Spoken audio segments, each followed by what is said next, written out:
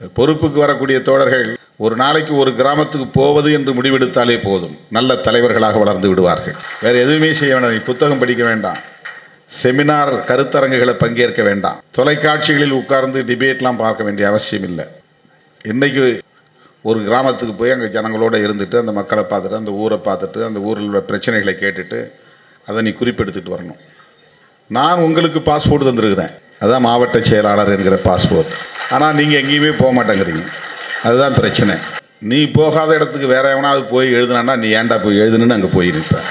அப்போ மட்டும் உன் கால்கள் வேகமாக போகும். என்னை கேட்கல, என்கிட்ட சொல்லலை, என் பேரை சின்னதாக போட்டிருக்கிற, நீ என்ன பெரிய இவனா உன் பேரை பெருசாக போட்டிருக்கிற, உடனே சண்டை நடக்கும். மக்களை சந்தித்தால் இது சண்டையே நடக்காது. மக்களுடைய பிரச்சனைகளை புரிய தொடங்கினால், அவர்களை பற்றி நாம் படிக்க தொடங்கினால், அதுக்கு பிறகு நான் எந்த எக்ஸ்பிளனேஷனும் விளக்கமும் உங்களுக்கு சொல்ல தேவையே கிடையாது. வழிகாட்டுதல் சொல்ல வேண்டிய அவசியமே இல்லை.